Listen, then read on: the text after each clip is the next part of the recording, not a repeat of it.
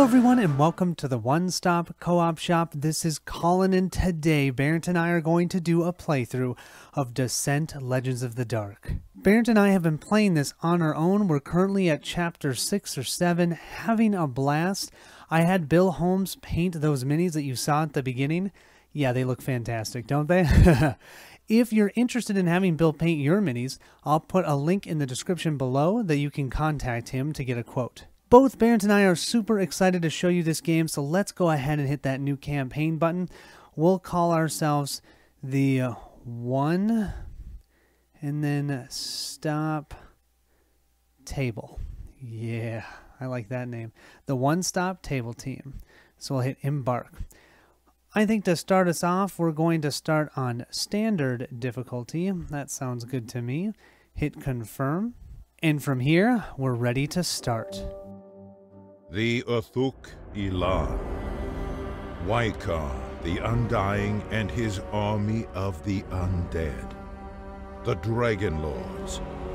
3 times has Terranoth been brought to the brink of ruin, and 3 times have great heroes risen to save it. But those heroes are gone, and the evil has returned.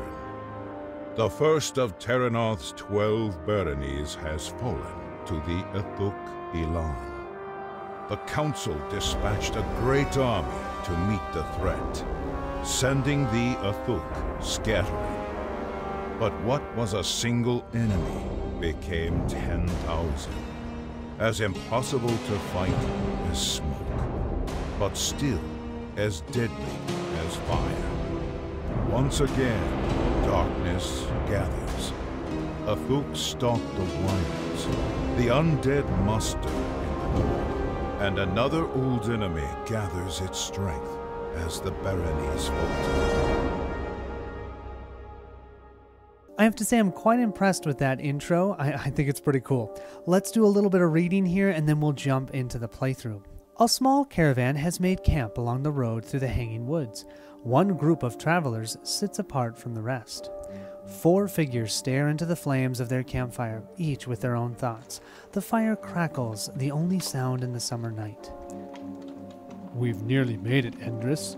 Tomorrow we'll be in Frostgate, and then we can send our letters to the Baroness. Does that bird ever talk back? She's a fire spirit. She doesn't talk exactly. It's more of a empathetic connection.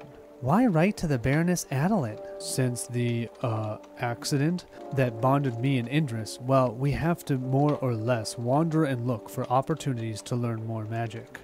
I'm hoping that Baroness Adelaide will let me study her Airleons, those majestic birds Frothin is so famous for. I think they might be magical too. What about the rest of you? What comes next once we reach Frostgate? It doesn't matter. It has to matter. Silence reigns for a moment. Or I could just guess. How about we play a guessing game? Alright, Bryn. It's Bryn, right? Let's see. I think... And we're going to choose here. Let's say you were you're a runaway princess fleeing an arranged marriage. Sure. You're a foreign princess who is engaged to a wicked, cruel, and much older man. In defiance of your parents' wishes, you fled, then took up a sword and now live as a wandering adventurer so no one else might have to face a similar fate. You could not be more wrong. I was born in Forthrent. Parents died years ago, which I guess means my aunt is my closest family. I left to study at the Citadel at Arcot and trained to be a marshal. The marshals were more or less wiped out by the Uthuk, and now I'm headed home, one of the only survivors. The Uthuk are a scourge on us all. I'm so sorry, Bryn. If you ever want to talk. Galadin, you're next, I think. Let's see. You are hunting the White Hart. You are hunting the White Hart, and you've promised your family you won't return until you found it, and ask for a mystical boon. The White Hart? What sort of nonsense is this? Well, what then? Did you lose someone to the Uthuk too? Is that how you lost your hearing? I lost my hearing in early adulthood is a very common thing in my bloodline, and I don't care to answer any more questions. Reading everyone's lips by firelight is draining enough without dwelling on my past. Pester Varix if you want to learn more about our past. It's their turn next. Leave me out of this. Oh, much too late, Varix, I think. Enough. My history is easy to guess. I did not tear my own wings to shreds. The hybrid drags one talon across the tattered mass of scars along one arm, all that remains of their wings. As for who tore them and why, that information is private. I will not share it with chance-met traveling companions who happen to be escorting the same caravan. The Dragon Lord who attacked Cal, did you have anything to do with? The time when all my kin served the Dragon Lords is long past. Some still do, but others have found a different path. A better path. I serve no dragon. Let's focus on the caravan. I saw lights through the trees not far away. A guard tower? One of the barony's watchtowers guarding the road north, yes. With them so close by, we should have an uneventful night. Yeah, sure. The caravan settles down for the night, merchants and hostlers spreading out into the surrounding woods for privacy and comfort. Surely with the watchtowers close by, they will be safe. Select the heroes for this quest. So what we're going to do is I'm going to play my favorite one, Varix, and Bairnt, his favorite one is actually not available yet, so he's going to play Bryn for right now. We'll hit confirm. Even if we're near a watchtower, we should set a watch, Varix says. Any volunteers? As a group, choose which hero should be on watch. Varix is the one who suggested it, so we'll make Varix on watch. I'll take the first watch to get it over with, says Varix with an irritated click of their claws. Varix is on watch. At first, the night passes uneventfully, with Varix watching over the others as they sleep. But of course, no great tale begins on a quiet night. Well, some do, actually, but that's okay. Varix spots movement in the shadows not far from the caravan. In the dark, shapes too sinister to be animals pass between trees and linger behind bushes. Something is not right. Welcome to Descent. You've begun the first quest of the campaign. You're going to see that when you see new rules, what I love about the app is they even have things that are underlaid or highlighted in yellow, and so then you can look them up if you want to know what those keywords are. Fortunately, Bairnt and I have been playing for a while, so most of that we should know. So the first thing we need to do, the movement in the dark, draws Varix towards a nearby lake. Place tile 10B and 1 water underlay. I'll show you how all those look in a second. From here we can hit continue. Each underlay has a different mechanical effect. For example, with water, when you're trying to get out of water, it takes an additional movement step, something like that. You can always click on it actually to see what its effect, what its effect is, which is kind of cool. We can see here we need to place 1 sight token. To the west of the lake, dark shapes twitch and flitter among creakily swaying branches. We can then hit continue, and we can see another sight token. To the east of the lake, the pathway continues, the darkness a friend to bandits and mercenaries. You cannot shake the feeling of being watched. We'll place another sight token. This is a sight token. When a hero moves adjacent to a sight token, you immediately remove it and resolve its effects by dragging the hero portrait to the token. And what's fun is, do you see that arrow? Here, I can actually do this, which is pretty cool. You see the arrow over here? That arrow is what we call a back arrow. So this game actually comes with a back arrow, which is amazing. The Journeys of Middle-earth, they really needed that. So it's so nice that they have that. It does not you interrupt your movement when you move there, but you can still complete your movement or whatever you're doing after you resolve that sight token. It doesn't take an action to reveal it. In the darkness and lost in thought, you stray a little further from the camp than intended on your watch. Place Varix on the highlighted space. The rest of the party will be placed later. Something else that's kind of cool is you can see here, you see this, I'll show you with these lines right here. That should tell you the size of your table. And so if you don't have enough room in that area, make sure that you do have it, because likely you're going to be expanding the map to that area. So it helps to know where to set up your tiles so you don't have to move everything around the board all the time, which is nice. We now have our objective updated. Investigate the darkness around the lake. So we'll continue. We're now at the hero phase. So now we can start by taking actions. However, only Varix is on the board, so only Varix will be able to take actions. Let's go ahead and look at his player board, and I'll go ahead and activate first. Before we jump into the board itself and talk about our actions, let me go ahead and show you our player board. So we have Varix here. He has 2 sides that you can start with. You get to decide which side you'd like to start with. I think that the one that I'm going to start on is this one, the survivor side. Okay, over here it tells you how much he moves when he does his move action. So each turn you'll get 2 regular actions and then a move action. Now you can move with your other actions, but you have to use or just forfeit one of your actions as a move. So we can move a total of 3 spaces. We have 8 health. I have that put right here. This denotes what type of dice we use when we attack. So we'll be using these blue 12-sided dice for him to attack. And for his defense, he'll use the 8-sided orange die. And we'll see how all those symbols work as we play. Many times we have to take tests in the game. When you take a test, you're going to roll the 2 black dice and then compare your positive or negatives here based upon your stat level. So Varix isn't exactly the strongest at might -1, but his will and insight are quite good. He also has an ability over here which will change on the other side of his player board. The one I wanted to start with, it uses fatigue, but during his attack he can actually add 1, and what that symbol means is a surge. He can add a surge symbol and then activate something with that surge symbol. Now you might be asking, well, what's that 2 fatigue symbol, Colin?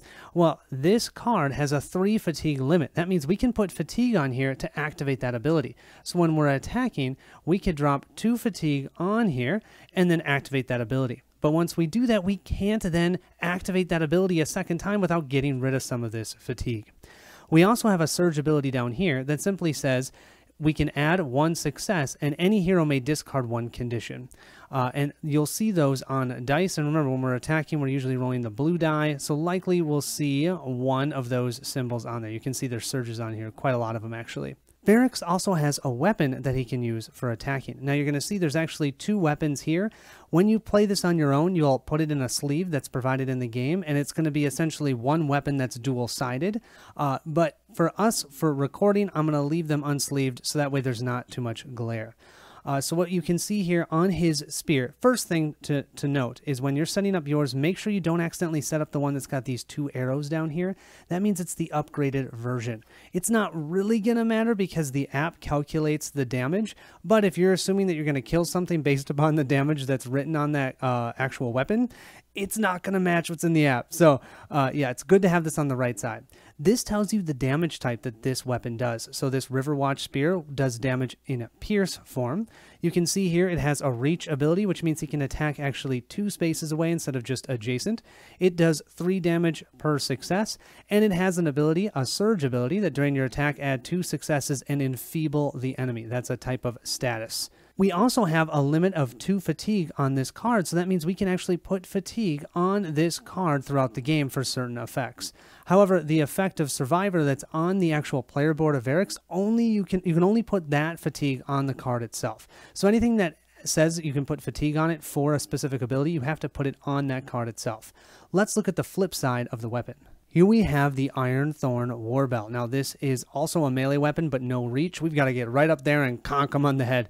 It's a crush type. It also has a surge ability. During your attack, add 2 successes and expose the enemy, and also can have 2 fatigue. And once again, for an action, you can always flip your weapon card as well, because certain enemies will have weaknesses to certain types of damage, which is really cool. For now, I've decided to be on the Survivor side of our player sheet, and over here we're on the Riverwatch Spear. I like that reach because we only have 3 movement, so getting that 1 additional space sometimes can make all the difference. So now let's look at a hero turn quick. During a hero's turn, we can perform 1 maneuver and 2 additional actions. An action would be to interact with an Explorer token or to do a fight.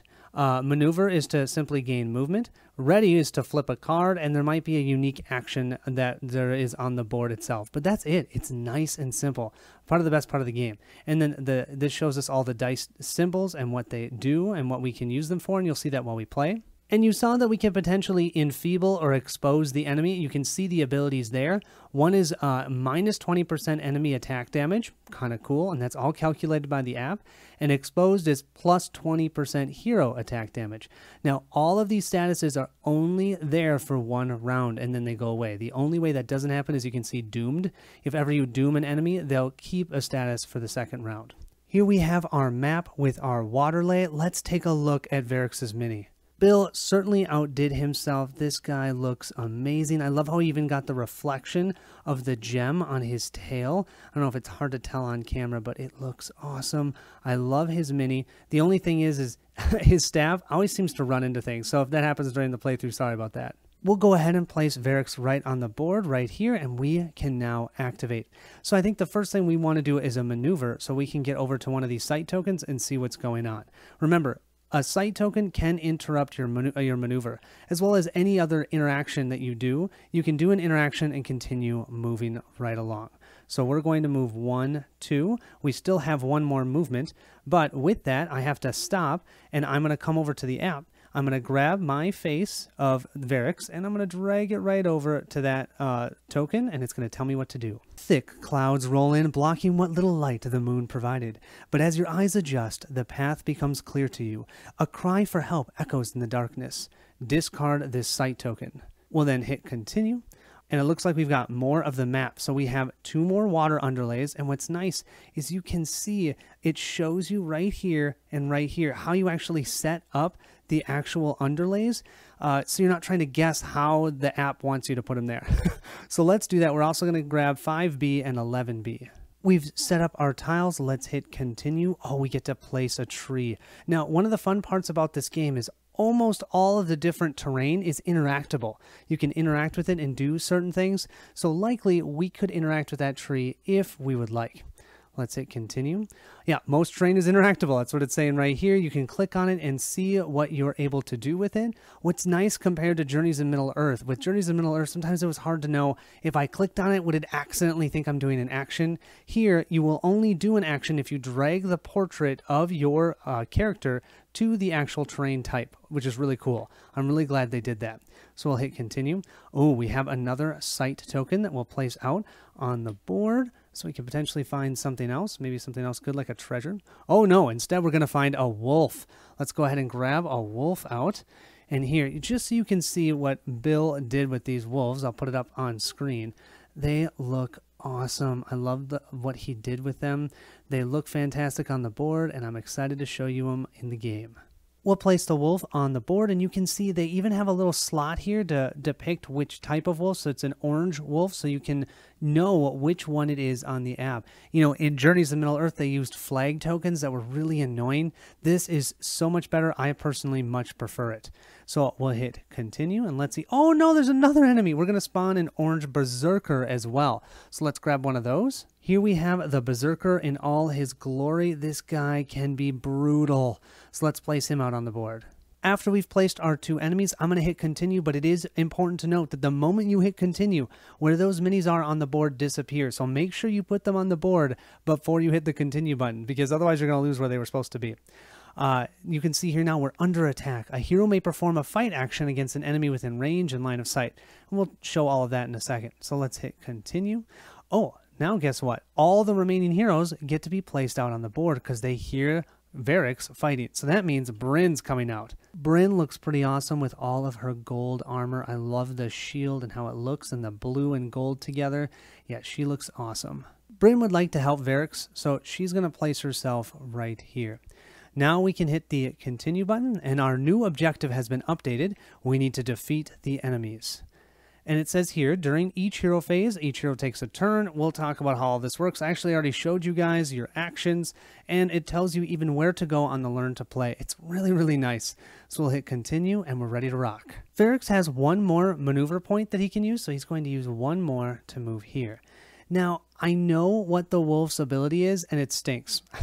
Unfortunately, both Bairnt and I love being melee characters and running up and hammering things, and wolves love that. We'll see what its ability is in a second, but what else can we do? We've got to get rid of it, otherwise it's going to harass us, and that's our objective. So for my second action, which normally I could do something like prepare or attack, I'm going to have to move because I'm too far away from this wolf. I am going to move just one space, however, and I'm going to attack the wolf because I have reach with my River Watch weapon.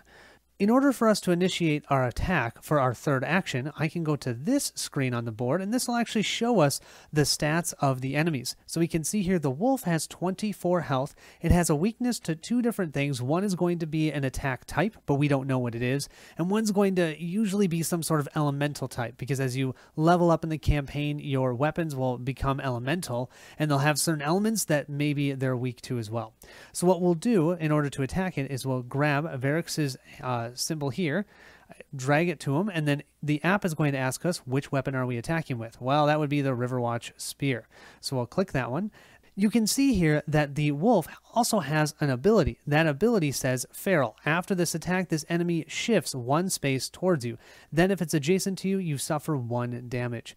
What shift means, and shift is different than just simple movement, because if ever I or an enemy moves adjacent to the opposing team's unit, it immediately becomes impeded. And because it's impeded, you immediately lose all the rest of your movement. Shift, however, ignores that, so you can actually shift around enemies, which is cool. So basically, after I attack this wolf, likely I'm not going to kill it, because remember, I'm only rolling 1 die here.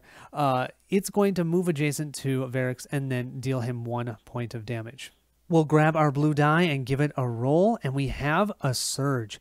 So what we can do is we can look at our abilities to see what we can do with a surge, and it just so happens we have a surge ability on our spear. We'll use that surge for this ability that says during your attack, add 2 successes and enfeeble the enemy. So we'll go to the app, we'll drop in 2 successes, hit the status button, and click enfeeble.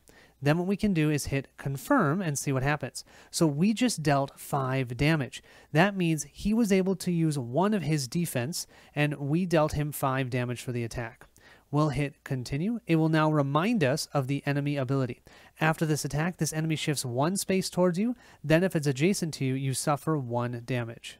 This wolf then slides himself forward and attacks us for 1. Varrix had 8 health. He'll go down to 7 health remaining. That's going to end his activation. Let's move to Bryn. It's time for Bryn to enter the fight. She's a human avenger. She has 3 movement and 10 health. She'll be rolling some gray 6-siders. She also has some pretty cool stats. She has her outmaneuver ability, which is really cool. For an action, I can shift 3, then attack an enemy. After this attack, I get to flip this card. And when we do, I'll show you what's on the back. She does have her surge ability, which gives her 1 success, and an adjacent hero may discard 1 fatigue. So she's kind of helping the group at the same time. She's going to start with her weighted warhammer.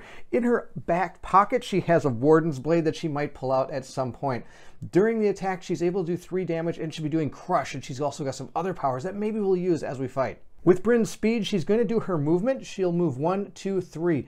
Now, sadly, like Colin said, we took 2 melee characters. So in order for me to attack this guy, I have to get up there. We're going to use that outmaneuver that I just talked about. We're going to use 1 action, be able to shift 3, which, as Colin said, it's not going to be entering any type of impediment. So I am able to move right past here. Normally, if I move up to here, I wouldn't be able to keep going because that would be impeding. But since I can shift 1, 2, 3. I'm kind of dancing around this guy. I'm going to dance like a butterfly and sting like a bee right in his backside. We'll roll our attack die and see what happens with our weighted warhammer. Look at that. We got 2 successes and 2 advantages. All we have to do is add some fatigue to be able to make those into successes. With our die roll, we are going to put out some fatigue. We're going to put 1 on her because she can only have a maximum of 1, and the other one we're going to put on the warhammer. Now, of course, it has a power here that says I could place 2 fatigue on it during my attack to add a success. Then after this attack, you may move the enemy 1 space away from you. I don't really want it moving anywhere, so we're just going to drop it like it's hot right there and do our 4 successes. We'll drag Bryn's portrait right over to that wolf and do some damage. Of course, we have our weighted warhammer, warden blade in our backpack, and we're going to put in our 4 successes here. Of course, that enemy is going to do its thing. Maybe we'll kill it. Confirm. Oh, we only did 12 damage. It was so close. So we're going to continue there. And now, of course, that enemy ability is going to happen, and I'm going to take 1 damage. Bryn starts with 10, so she's going to go down to 9 damage. At this point, I still have 1 more action, so we'll continue. And again, we'll slide her up there and see if we can take this wolf out with the weighted warhammer. Let's roll that die and see how it goes. We got 3 successes. Oh, that has to kill off the wolf. So we'll put those into the app and hit continue. Oh, that's 1 wolf down. Let's hit continue, and this time we don't have to worry about the wolf doing his thing. Your foe crumples to the ground. So we're just going to go ahead and remove that wolf and hit continue. And notice it's gone on the app, and guess what? It's going to be gone on the map. Bryn's done everything she can. We'll go to the end phase and move into the darkness phase. At this point, we'll resolve infection and terror, and each of us get to discard one of those fatigue tokens from our play area. When we made our first attack, I did forget to flip this card after doing our outmaneuver. We'll flip it over and see what happens on the other side. I am going to get to remove everything that's on this card when we flip it. Some, of course, status effects will damage us or do something else. Our fatigue does not, it just disappears. And on the back side now, I've got another power called Steady Defense. I can drop 2 fatigue during your or an adjacent hero's defense to add +1 successes, which will be pretty cool. We also get to remove this token from the Warhammer because that's what we did at the end of our turn when we went to the darkness phase. And the advantage for me is I didn't have any fatigue, so I don't have any fatigue to remove. And terror and infection we'll talk about when they happen. I'm sure they're going to happen, but those are negative status effects that can be placed on our cards that are flippable. So from here, we now will activate the enemies, and the app actually determines the order of the enemy activation. Fortunately for us, there's only one enemy, that Berserker. Unfortunately for us, that Berserker has a movement of 4 and attacks for 5, and it has a Bloodlust ability. After the defense, the Berserker shifts 1 towards and attacks a second hero if possible. Yeah, so let's see if he can do that. So this Berserker is no fun. He is going to move, and you can move diagonally in this game. So he can move 1, 2, 3, 4. He'll move here, and he's going to attack Bryn. Then after attacking Bryn, he can shift here and attack Varix. Oh, wow. So let's start with the Bryn attack, and then we'll do the Varix attack. And how this works is the app tells us how much damage the Berserker is doing. You can see here he's doing 5 damage on the app. Wow. We're going to roll our defense, and every success that we roll reduces the amount of damage that we take. Bryn's going to roll up her defense. Let's see how it goes. I got 3 successes. That's pretty good. I'm also going to gain a success from our steady defense by voluntarily placing out 2 fatigue on her card. That brings us to 4. We're going to take 1, which is kind of tough. I'm going to go down to 8 health. 1, which is kind of tough. I'm taking way more than 1. You guys just wait and see. Varix is going to be in pain. Varix's defense is with an orange die. Let's give it a roll. Yay, 2 successes. So you know how Bryn took, what was that, 1 damage? Yeah, Varix is going to take 3, going from 7, 6, 5, 4. 4 health, you guys. I'm already down to 4 health, and we're at the end of the first turn. So after that load of fun, we'll hit the done button, and we can see here the Berserker howls, wide eyes glazed at Varix with unfathomable rage. That's not good. We do not want him attacking Varix again. So we'll hit continue, and we move now to the next hero phase. Now, last time we didn't have an option of who was going first because it was whoever was on watch.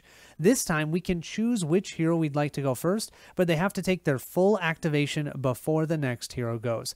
And I don't know about you guys, but I feel like Bryn is primed and ready to take on this Berserker. So, Bryn, do your stuff. Bryn will take her strike at the Berserker, and we'll use our weighted Warhammer. Let's see how we do. We'll roll that die up, and we got, oh, look at that, another 4 successes. Well, of course, I have to put fatigue down in order to get those. And lucky for us, our weighted Warhammer still doesn't have any fatigue on it. We were able to remove that from our last end of phase during the darkness phase thing. We're going to put those 2 fatigue right on there to get our 4 successes. Moving to the app, we'll just click 1, 2, 3, 4, and we'll see what happens to him. Confirm that, and we did a total of 12 damage. He doesn't have a weakness to crush, though, but that's okay. I'm still going to crush his dreams by hitting continue and swinging again with our Warhammer. Let's roll up that die. Yes, we got 3 more successes. I'm super excited for those 3 successes. The enemy's damage is permanently increased. That's something I need to tell you, but you know what? It's not going to matter because watch this. 1, 2, 3. We're going to hit confirm, and he's going to be a dead Berserker. We're going to hit continue. Your foe crumples to the ground. We're going to remove the Berserker. As the Berserker crumples to the ground, the clouds over the moon part, illuminating the clearing. A baronial watchtower stands not far away. We'll place an archway, a chest, a door, and a well. Objective update, we have to enter the watchtower. You think we can, Colin? I think we can. So what's great about the app is they teach you a little bit as we go. As we talked about all of this terrain, we can actually drag and drop ourselves to check out what they are, but we have to be adjacent to it on the board itself. So for an example, if we'd like to know what we can do at the well, we can just click on it here, and it says, the water shimmers, inviting the weary to taste. Yeah, you know who needs to taste that? Varix. But we also have a tree here. A tree stretches towards the sky. A hero may spend an action to search the tree, so we can also do that. We've placed all the terrain out on the board. I'm going to move Bryn now because remember, she's done 2 of her actions, but she still is allowed to move. We'll move 1, 2. Now, when I move adjacent to this token, we will have to activate it. We'll just slide up and activate that token. And it says the pathway around the lake becomes clear. And at this point, we'll hit continue. And we're going to be placing down map tile 4B. Colin's going to go ahead and just place it down right on top of that water piece, just like that. Doesn't that look cool how it all just forms around it? We'll press continue, and now we get to place down a tree, and also an enemy zealot appears. Oh, he was hiding in the water. We're going to place him actually more near the water, and here he is. He looks awesome. This is one of my favorite ones that Will did. Check this thing out. Oh, it's all the way around. There's so much detail that he was able to put out. Let's put him out on the board, and let's see how many times I can say the word put. Oh, wait, I forgot. I can move 1 more square. Maybe I can be the target for you. So while Bryn tries to go and protect Varix, Varix is going to use his first action, the maneuver action, to run. And he's going to run over here by this tree. And what type of dragon doesn't want to climb a tree? I don't know. So as a dragon, we're going to go ahead and check out this tree.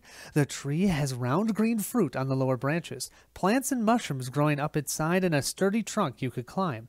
We could forage the plants, climb the tree, or pick the fruit. Well, I like fruit, so let's go ahead and pick the fruit.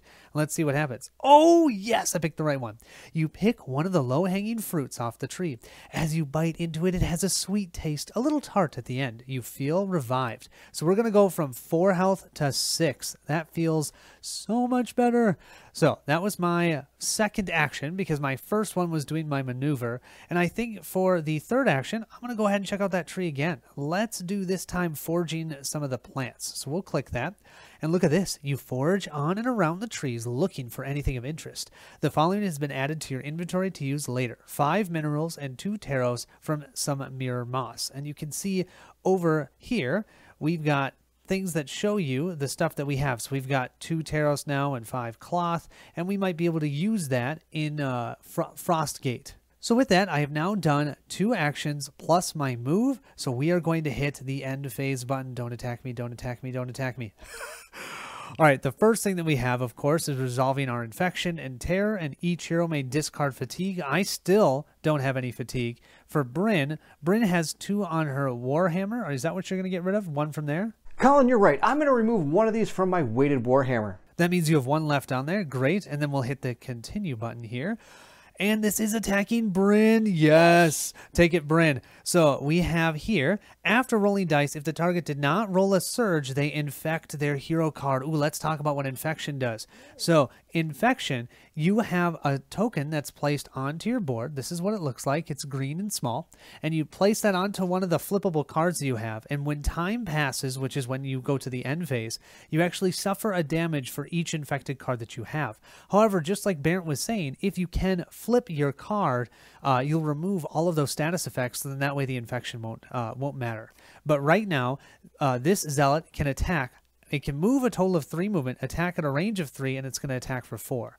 So because it wants to be at a range of 3, it's going to go ahead and take a step away from Brent. It's going to go by this tree over here. 1, 2, 3, still within range 3. Oh, and we haven't talked about line of sight yet. It's been pretty easy with only 2 characters, but I want to show you in the app. This is really cool. So you can hit the interrupt button, and what you can do is click over here. This is not the right spot. It's instead right here. Click the line of sight button and you can choose a space. So if I choose the space where the zealot is, you can see all the different spaces that they can see for attacking. The only thing that blocks line of sight in this game are certain terrain types, and the app knows that. So if the zealot is here, you can see that range 3 from him, 1, 2, 3, he definitely can see where Bryn is at. But of course he can't see behind the tree. That's why those areas over there are not lit up. Kind of cool. So we'll go back to the resume activation. Let's see Bryn defend against a 4 attack. You can do that. Let's roll it up and see what we get. We got 3 more successes. That means I am going to take 1 damage. And since I didn't roll that surge symbol, we'll take our token and place it right down on our card. Now, I could have put it on the Warhammer. You're allowed to put on any flippable card you have, which could also include skills. We don't have any right now. So that's where the token is. After Bryn soaked that attack, 1 damage, that isn't bad, right? We'll hit the done button. We have here the Zealot screams an alien incantation, foreign, but for a single name. Why are they always going against Varix, okay? Bryn was the one that was attacked here, and yet they're screaming about Varix. Whatever. We'll hit the continue button. We're ready for the hero phase. Let's see. Who do we want to have go first this time? The reason why Bryn isn't being attacked is because she has a super awesome golden helmet. She's going to start her activations by actually flipping her player card. This will remove all of the tokens on that card, and it gives her back her outmaneuver ability. For a second action, we are going to use that outmaneuver, mainly because I can then get up and attack, and it gives me back that defense power with no fatigue on that card. Outmaneuver allows me to shift 3. We're going to shift 1, 2, 3, and remember it's a shift so I'm not impeded. We're going to go stand right next to him and take a swing. So let's see what Bryn can do with her weighted Warhammer. We'll roll up our die and see how it goes. We got another fantastic roll. Bryn, you are such a great dice roller today. With our fantastic roll, oh my gosh, I'm out of control today. We're going to place down our 2 fatigue. Now I can only place 1 on this card, so I had to place the other on the Warhammer. We're going to gain our 4 successes. Of course, after this attack, we will be flipping this card. Sadly, he is a martyr, so a random enemy, when there's only one, it's probably going to be him, gets an extra 2 damage for its next activation. So it'd be really good to take him out. We'll see if we can. I'm going to put down 4 successes, and we got a total of, 11 damage. So close. And again, we have not found a weakness. Maybe I should switch to my Warden's Blade. Varix feels like Bryn has this under control. Of course she does. Do you see how she's been rolling? We're going to, for our first action, maneuver 1, 2, 3 to move here. We're adjacent to that well.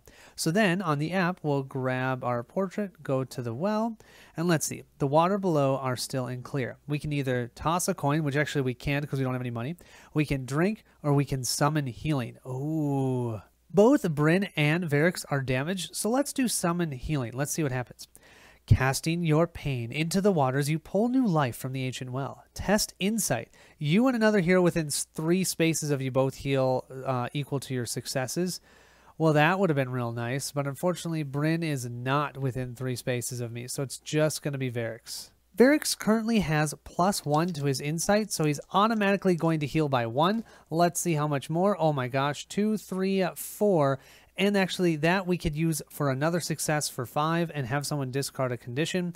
Well, let's just say Varix is at full health of 8.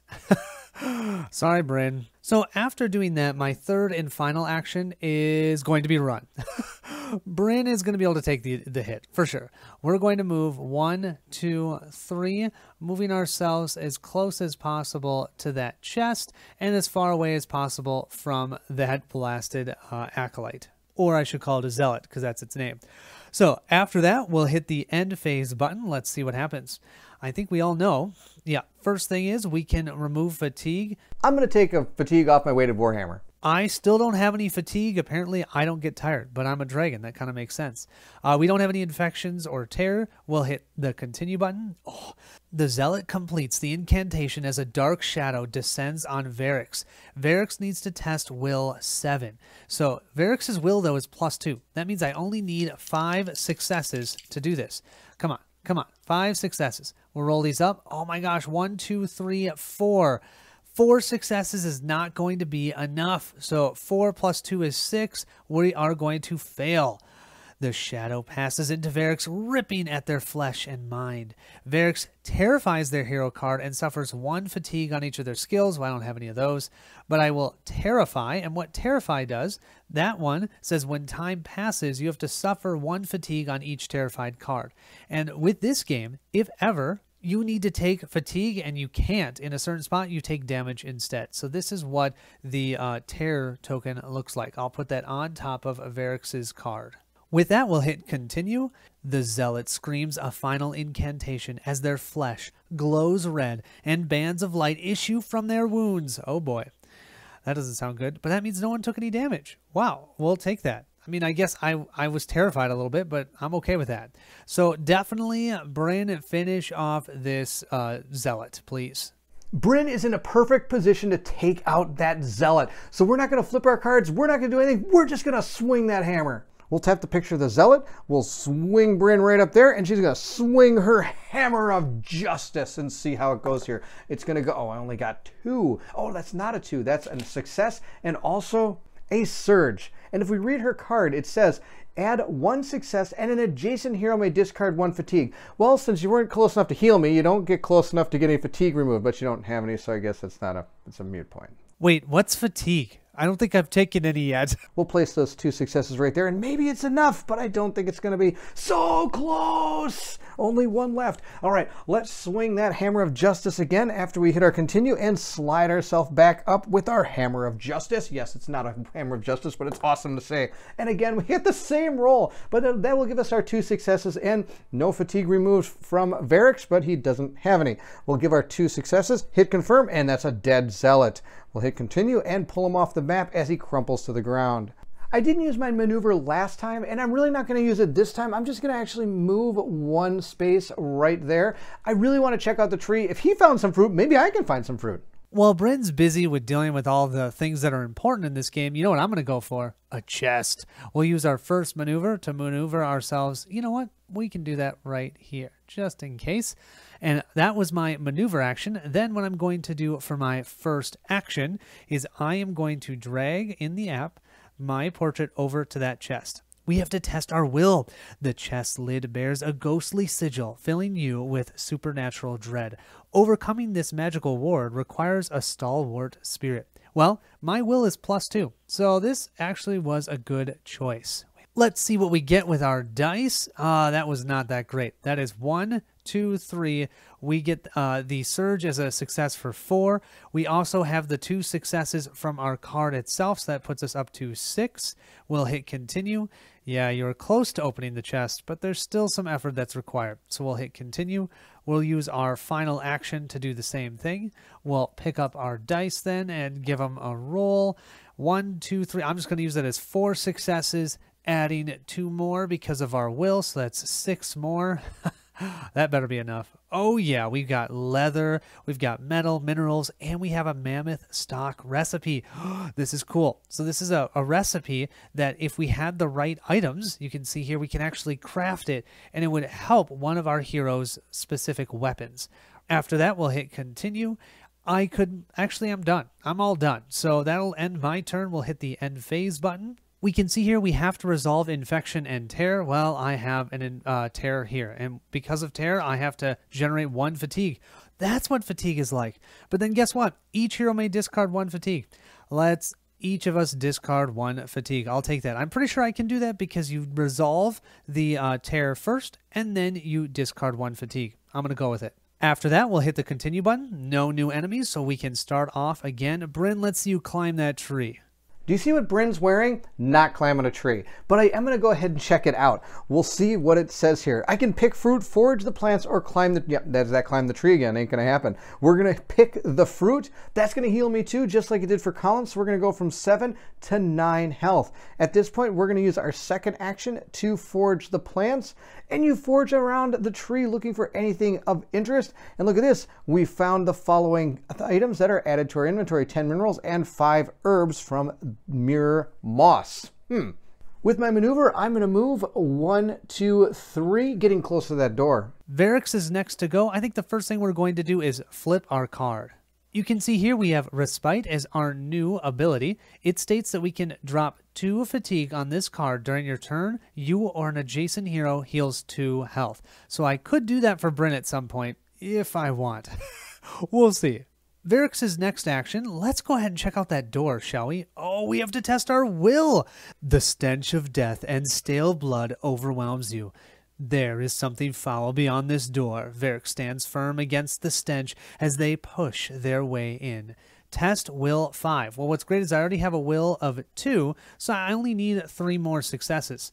So let's see how I can do on the board here. Oh, I would say that will work. 6 successes. Yeah, +2, that's 8. We'll go back to the app, hit the pass button.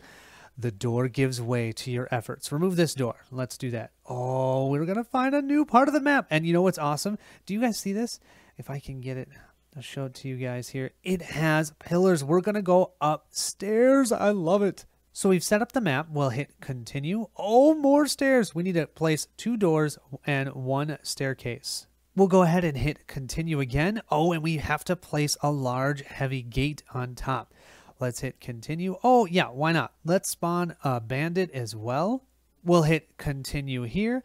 Now we need to find the keys to the gate. There are 4 different keys. So I'm assuming the gate is that gate that's up on the stairs. So we need to find 4 keys in order to unlock that. We'll hit continue and we're good to go. Here we have the Bandit mini. And you know what's kind of cool about this mini? Look at his feet. His feet are not touching the ground at all. I love how that looks, and he looks really awesome painted. We'll place that bandit way up here. Of course, Varix unlocked the door down on this side. I've prepared my player board for action 1. I've opened the door for action 2. Let's go ahead and maneuver ourselves into this room. Moving 1, 2, and 3 right on the stairs. From here, we can hit the end phase button. We're going to the darkness phase. We would resolve infection and terror. None of us have that. We can discard any fatigue. I still don't really know what fatigue is. I don't have any. And I don't think Bryn does either this time. Wow, Bryn is actually fully unfatigued. Remember that. Won't happen often. We'll hit continue. Yeah, okay. This bandit has a range of 2, moves 3, and attacks for 4. It's going for Bryn, but he can't get to Bryn, so he's going to go towards Varix. He also has the ability Serrated Bolt. During the defense, the first time this hero places a fatigue on a card, they also scar it. And what scarring does, scarring says that whenever a scarred card is flipped, you suffer 2 damage. So you don't want to flip when you have scars, but you do want to flip when you have terror or infection. I love how they did that. It's cool. The bandit will move 2 spaces towards Varix. We'll roll our orange die for defense. We have 1 success and 1 surge. That means we did not and we will not place any fatigue, so I don't have to worry about the scarring, but we will go from 8 health down to 6 health. So from there, we'll hit done in the app. The bandit pulls out several knives with one hand and raises a fully loaded repeating crossbow with the other. Oh, this is going to be cool. Hit continue. We'll go to the hero phase. Let's see who we want to have go first. So if we look at the board here, Varix is within 2 spaces. He has his Riverwatch spear here, so he can actually target and hit that bandit without having to move. So let's go ahead and do that. Let's jump back to the app. We're going to slide him over there, use our Riverwatch spear, and let's see how many successes we're going to get. We're rolling a blue die for this attack. We'll give our blue die a roll, and we have 1 surge and 1 advantage. So with that advantage, I will place 1 fatigue onto my character board. Then, with that surge ability, I'm going to use that Riverwatch spear, so I can enfeeble the enemy and get 2 more successes. So that's going to give us a total of 1, 2, 3 successes with enfeeblement. So we'll put that into the app. 3, status, put enfeebled, hit confirm, and let's see. Oh, 12 damage! That is awesome. So, oh, and we can see here, his weakness is Pierce. So now we know, and for any regular bandit for the rest of the campaign, if they show up, we know they're weak to Pierce. We'll hit continue. Now, of course, we're going to activate the enemy's ability and shift him 2 spaces away from us. That bandit did not like that Riverwatch spear, so he's going to jump away 1, 2. However, Varix is right on top of him. He's going to use his maneuver 1, 2, 3. Because we might as well do that so that we can also get closer to the door. And we're going to do that a second time. Maybe we can just take this guy out right here. So jumping back to the app, we'll grab Varix. We will use that Riverwatch spear, and let's see how many successes we can get this time. We'll roll our die, and oh no. Well, that still will work. That will work for 2 successes from the Riverwatch spear. That will be a total of 6 damage. Actually, I think that should be enough. Plus the pierce, that'll actually be 8 damage. So what you do know from the app is whenever you attack with something that, or a weapon that they're weak to, you're going to do an additional point of damage for each success that you do. So if we hit confirm here, we're going to take them out. See, 8 damage. Perfect. Done. We can remove them from the board. My melee character that I love so much is going to move 1, 2, 3, 4, 5, 6, 7, 8, 9, right up next to Varix. She could catch up super fast. Now that Slow Bryn has finally caught up, we'll hit the end phase button, and we can remove fatigue and all of that. We don't have any. We'll just hit continue. Oh, I actually have 1 fatigue, so I'll remove my 1 fatigue. No problem. Nothing else happens during that darkness phase, so let's start our next turn. For my first action, we're going to go looking for a key by opening that door. The door swings open, revealing a small cellar. Remove the door. We'll hit continue and see what's the cellar look like. Oh, check it out. It's got a shelf and a staircase. We'll hit continue and see what we found. Oh, look. A baronial guard lays unconscious in the corner. Ah, poor sap, covered in deep gashes. We'll place an explore token and we'll probably go check that out and see what we can do. Oh, that guard, I think I know him. A look of worry crosses Bryn's face. Oh, so only I can do this, so it's good that I went first. Let's hit continue and we'll move into the rest of my turn. What I'm going to do is I'm going to maneuver 1, 2, 3, and sadly that's still enough to make it there. And for my second, or actually my second full action, I'm going to again move 1, 2, 3. But I'm going to stand next to that bookcase. If we could maybe check that out next turn along with that token. So, Bryn, do you think you need any help in that room? I think I got the bookshelf covered. I think you might be able to handle it. So with that, I think I'll check out this door. So I'll use 2 out of the 3 of my maneuver. We have confirmed that you can continue your movement after you do any sort of interaction. So let's go ahead and open up that door. The door swings open, revealing a small barracks. We've placed tiles 3A, a chest, a small table, and a staircase. Varix perks up at the sight of the small table. That map near the table looks useful. Let me investigate it. We have 1 more movement that we can use, 1 more movement point, and then we have 1 more action, and we're going to move 1, 2, 3. With that, we'll go back to the app, hit the end phase button. We'll go to the darkness step. Nobody has any fatigue or terror infection. We'll start the next round, and we're back to the hero phase. Varix is thinking of going next, and I think the first thing we're going to do, since we have a maneuver available to us, we're going to move to here. That way, we can interact with both the chest and the table if we're able.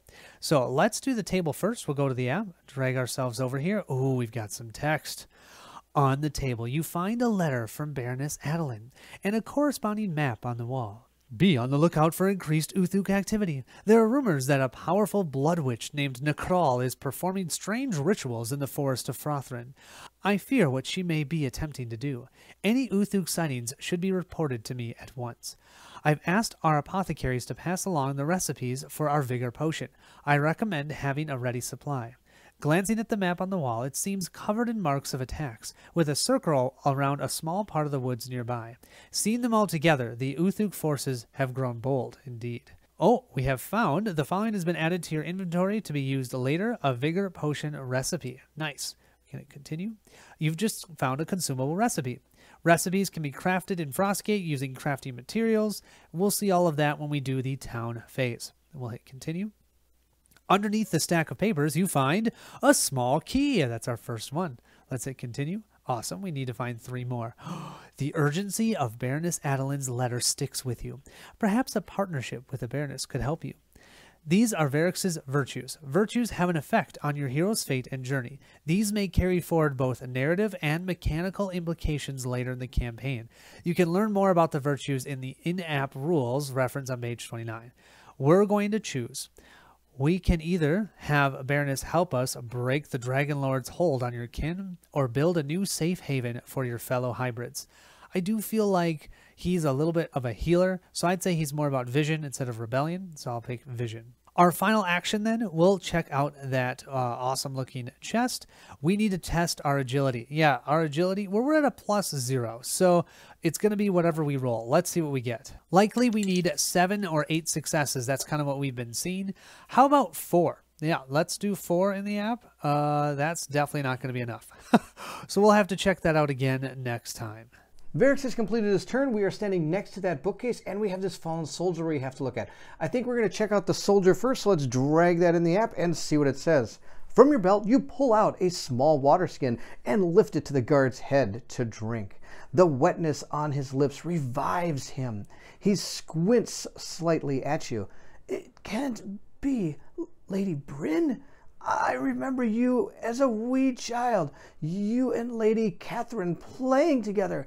My, how you've grown. Be careful, Lady Bryn. The Uthuk's attack against us was unlike anything I've ever seen in my years of service. A powerful blood witch led them, accompanied by bandits and zealots. I only heard snippets, but she said something about calling on a demon from beyond the veil. Whatever she's planning, if she succeeds, it would be our downfall. He pulls himself up to rest against the darkened corner of the cellar. You'll need to go through the gate and these to aid you on your journey. He passes you a key and 2 vials. I'm going to discard this explore token, hit continue, and look, we gain 2 vigor potions. Now it explains what consumables are, and so we were given a vigor potion, and each hero will gain a copy of these vigor potions. Now, of course, these are going to be discarded at the end of the scenario, so we're either going to have to use them or we lose them. And you'll learn a little bit more about these, of course, when we go to the town phase and we start crafting them as well. Here's our vigor potion we were able to acquire. It says during your turn, you or an adjacent hero either heals 3 health or discards 3 fatigue. And if you notice, on the opposite side is an upgraded version of this, where it's not only going to be able to choose to heal, it does both. Of course, we have to find the recipe in order to do that, or of course we could find one in the dungeon. We must reclaim the watchtower. We must save. These are Bryn's virtues, very similar to Varric's. I have to go ahead and figure out which one I want to choose. It says here the watchtower which protects the Baron, and that's going to be the nobility, or of course these people who are the lifeblood of the barony. We're going to go with that one, I think. She's a valorous person. I don't know if valorous is a word, but we did get to find another key, and we will continue. Bryn's second action is going to be looking at the bookcase. Oh, there's many things to do at this bookcase. It says we can search books, bottles, or baubles. I don't know. It doesn't look like she wants to read much. We're going to look at the bottles first. It says here that one hero may focus any number of their hero cards. What focus does, it allows us to discard it to do a reroll. They look like these tokens right here. I'm allowed to place them on any one of these. Of course, I can choose anyone. Bryn's choosing herself, of course. Varric doesn't need any help. Thanks to the jellied newt's eye and my focusing ability, we're going to continue on here. It says you gather the items off the shelf. Oh, and I do find another small key. We'll continue on. We now have 3 of 4, and it's probably going to be the end of our turn. We're not going to move. We'll just go to the end phase. So it is the darkness phase. And at this point, we will resolve our infection and terror. Neither of us have that, and neither of us have any fatigue tokens to get rid of. We'll continue on to the hero phase. We'll slide her token right up there and search the books. It says the following have been added to your inventory and can be used later. I found a braided pommel recipe, and you can see it right down in the lower left-hand corner. We're going to continue on, and I am now going to use my final action to search the baubles. We have found dried flower petals crumbled beneath your careless fingers. I can discard any type of condition token. I don't have any conditions that I want to get rid of. We're going to continue on, and now I can use my movement that I have. We'll use it 1, 2, 3, and that's about as far as I can go. Varric is going to go next. Let's see if we can get that chest open. Varric is going to try and use his not-so-deft hand to unlock that chest. So we'll go to the app. We'll drag over here. We're looking for agility. We add nothing to this roll. So we'll roll these up. Oh my gosh, what is it with me and just 4 successes? 1, 2, 3, 4. That might be enough, though, because I think it counts the other 4 that we had before. Yes, it was. Look at that. We found 8 metal and 1 ombros, 9 kuros and 1 ignos, and we found a serpent tails recipe. So we'll hit continue. Beneath everything, you pull out a final item. You know what it is. The following's been added to your inventory to be used later. Oh, a fanged gauntlet. Oh, that's cool. That I was thinking it was going to be a key, but I guess not. Oh, there's the key. Underneath that, so actually it wasn't the last thing, you find a small key. Perfect. So now we need to unlock the gate. So from here, our objective has been updated, and we have 2 actions left. We'll use our last 2 actions, 1, 2, 3, 4, 5, 6, to move ourselves right here, running towards that gate. So from here, we'll click the end phase button. We could potentially remove any fatigue. We don't have any. We're going to hit continue, and we're going to move to the next hero phase.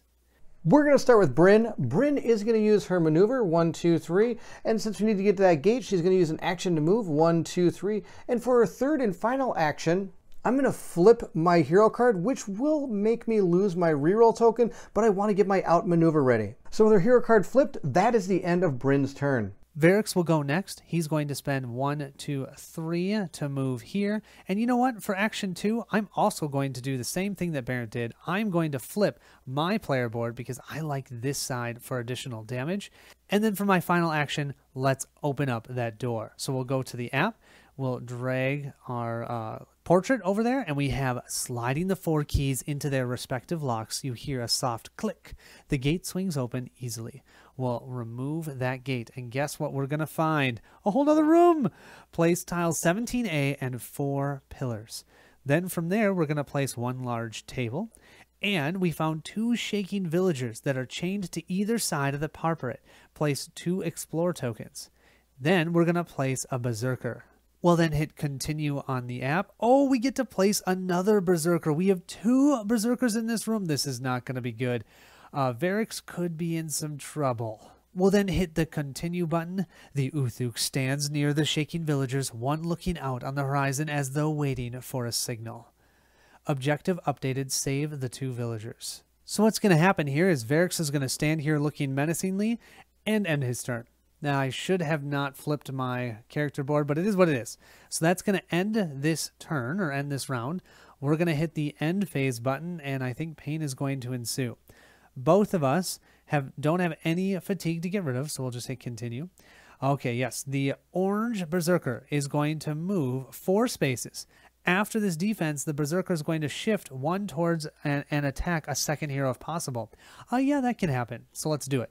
The berserker will move 1, 2, 3, 4. He's going to attack Varix for 5 damage. I roll an orange die for defense. Let's see what I get. 2 successes. That means that Varix is going to take 3 damage. He's only at 6 health. That's going to put him at half health. 3 damage remaining, or 3 health remaining, rather. Because I almost forgot, he gets to shift 1 and attack another hero. He's going to shift right here, attacking Bryn. I kind of wish Colin would have forgot about the shifting guy, but I'm going to roll my defense and see how it goes here. I got a total of 3. That's fantastic. We're going to be able to only take 2 damage. That's going to bring Bryn down to 7 health, doing way better than Varix. Yeah, very soon it's going to be substantially better than Varix. From there, let's move to the second one. This one is trying to attack Bryn, and I should mention, with enemies, they're always, if they're able to target the hero that is on the screen, they will do that always. But there's no way for the second berserker to get to Bryn, so then it's going to go towards the closest hero, and you know who that is, Varix. So he's going to move 4 spaces and attack for 4. The only advantage we have is he will not be able to shift and attack Bryn. Oh boy, he attacked me for 4. I can drop 2 fatigue. I'm going to drop 2 fatigue on the River Watch. So that will make that 3 wonderful successes, meaning I only take 1 damage. So I'll go down to 2 health. Haha, take that. After that, we can hit the done button. The berserker howls wide, eyes glazed at Bryn with unfathomable range. Oh, or rage. Let's go back to that hero phase. There's a battle on the stairs. Bryn's going to go first this time. She's going to use her first action to activate that outmaneuver. I get to shift 3, and I can move through your own players. You just can't end on there. So I'm going to shift 1, 2, 3 to this position right here and be able to attack that berserker in the back with my outmaneuver. We'll drag ourselves up to that orange one, use our weighted warhammer, and see how it goes. We'll roll it up here. Oh, I got that super roll again. I can drop 2 fatigue on our character. We'll place 1 fatigue there, 1 here, and then we're going to have to flip our hero card. That will, of course, remove that other fatigue. We'll then put 4 successes on that berserker. Let's see how it goes. Oh, I did 12 damage, not quite enough, and it's not his weakness. We'll continue and we'll try again. We'll drag our guy up there, hit him with the weighted warhammer, and roll our die. We got 3 more successes. 1, 2, 3. Hit confirm, and I think yes, we took out that berserker. He has fallen to the floor. Oh, it says the following has been added to your inventory to be used later. We've got some more awesome materials that we can bring home with us. Because I was able to shift 3 with our outmaneuver, I am not adjacent to our berserker, so I'm not impeded. I can use my maneuver to move 3 spaces towards that villager. After Bryn has totally dispatched that berserker, that was amazing. It's time for Varix to try and show up. Let's see if we can do this. We're going to take that awesome Riverwatch spear, swing it around, and hit this berserker for our first action. We'll roll 1 blue die, and we have 1 surge and 1 success. That surge we are definitely going to use with our Riverwatch. I love that. So that will allow us to enfeeble the enemy and give us 3 successes. I'm also going to use Varix's ability. We can use Survivor here and spend 2 fatigue to add 1 additional surge for our attack. And that means we get 1 more success. So that means we get a total of 2 plus 1 from the die itself, plus 1 from there. That is 4 successes on this berserker. and we enfeebled him. So let's put that into the app. We used our Riverwatch Spear. 1, 2, 3, 4 successes. Enfeeble. Hit confirm. That's his weakness. Yeah, that's right. They have Pierce as their weakness. That should mean it'll be no problem for us taking him out. Let's try this one more time for our second attack. We'll give our die a good roll. Perfect. That's 2 successes. Actually, that's 3 successes because we can use our Riverwatch Spear ability. So let's go into the app.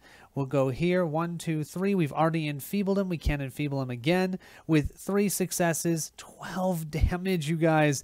He's done. He's going to drop us some blood spices and a Rider's Wrap recipe. That's cool. And we'll remove him from the board.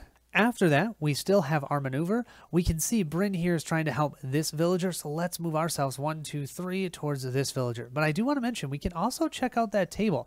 Might be useful. We'll see if we want to. Oh, final thing I want to do. I have 2 health. Yeah, you know what I'm going to do? I'm going to use that Vigor Potion. Using one of these is not an action, and we can discard it to either heal 3 or discard 3 fatigue. Well, we're just going to use it to heal 3, moving ourselves up to 5. We'll click that end phase button. We'll go to the darkness phase. It looks like infection and tear, no problems there. We will remove 1 fatigue each.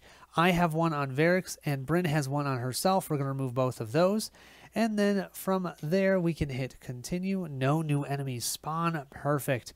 Let's start our next turn. Bryn's in a really good position. She could either A, check out that villager right here, or we could even click on this table and see what's there. I think, of course, our objective is the villager, so let's check that out first. We'll take her and drag her right onto that villager. Oh, the chains around this villager are covered in strange markings written in blood. I have to test my will, so that's not bad for her. The app actually told us insight or will, but as you can see, we might not have been showing these very much, but she has a 2 might, -1 agility, -1 insight, and +1 will, so we get to add those to our tests. And since we're doing a will or insight, I am going to choose will to get that +1.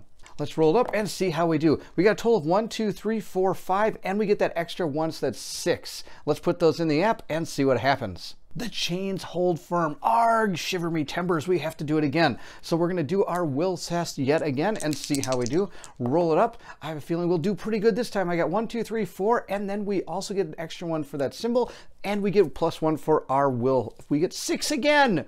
This time it actually works. It says, the chains release around the villager. He thanks you breathlessly.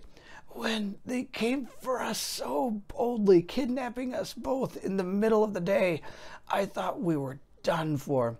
The Blood Witch told the guards to keep a lookout for the red light. He points out in the distance. At that moment, we were to be sacrificed to strengthen her power. Discard this Explore token. And now our objective is updated. We're going to save the other villager as well, but it won't be Bryn doing it. We've rescued 1 villager. We'll remove this token to symbolize that. Bryn does have a move action left she can do, and she could run all the way over here, but Colin's in charge of Varix over there, and I think he's got this covered. So we're just going to move 1 up and hope for the best. Varix will be next to go. He'll use his first maneuver point to move here. He will then go to the app and check out that second villager. Let's see how we can help this villager. Of course, it's might or agility. We picked the wrong ones. You would have been better at might.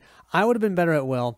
It is what it is. My agility bonus is +0. My might is a -1. So we're definitely going to do agility. Let's give our 2 black dice a roll. And we've got 3 + 2, which is 5. We know for sure looking at the app, that's not going to be enough. Yeah, the chains hold firm. Let's go ahead and just try that again. And we'll see what we get. We get another 5. 1, 2, 3, 4, 5. And yes, that one works. The chain falls away as the person rises. Thank you. Beware the strange magic of that Blood Witch. She is more powerful and more sinister than you can imagine. Her forces manage to ambush us in our fields in broad daylight.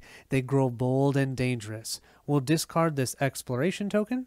We'll hit continue, and we have now completed our objective. Have the Uthuk captured other citizens? Bryn asks urgently. Not here, I don't think, answers one of the villagers, but folk have gone missing more in recent days. Rumors said it was the Uthuk, but I didn't believe it until, well, now. With the path beyond you clear of foes, you send the villagers towards safety while you turn your attention onward. We'll hit continue. From the parapet, you see a bright red light flash in the dense woods. The thickness of the tall treetops obscures your view. Whatever evil plot the Uthuk were working has taken effect. You look to each other. Now is the time to stand and fight. Forthine, my home, my people, my land are in grave danger. Whatever is giving this evil such strength and brashness must be defeated. It is for the good of the people. I see the same evil in the Uthuk as I saw in the Dragon Lords, built on the sacrifice of the innocent. I will not rest until we have built a new world free of such tyranny. Place tile 1B. From there, we'll hit continue. Heroes may move from a higher level to a lower level without a stair present. However, hero cannot move from a lower level to a higher level without a stair present. So we'll hit continue. We need to place 1 site token. We'll then hit continue.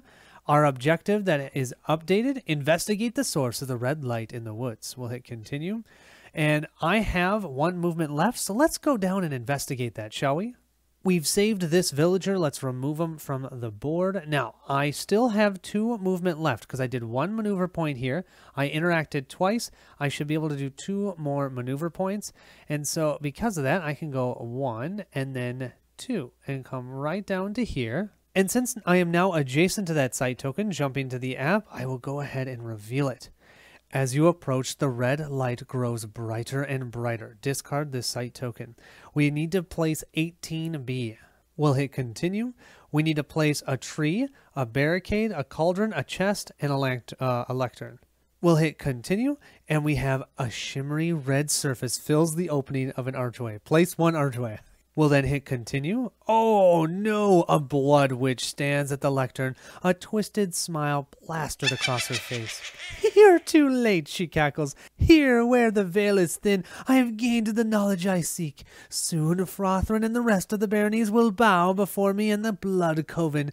Even in my weakened state, defeating you shall be worth it. Spawn a blood witch, Necral. Her laughter is poison, thrust into the heart of the barony. Blood Sister Nakrul's mocking voice echoes through the air, each syllable twin to a darker, more ancient chorus. She speaks with the tongues of demons, and her power will only grow. Well, that was pretty cool. I love how they put that in during the game. A blinding light flashes out of the archway, and Necral contorts in pain. The energy of her ritual has taken its toll on her. She calls for reinforcements as more enemies flood the watchtower. Necral's reinforcements will arrive soon.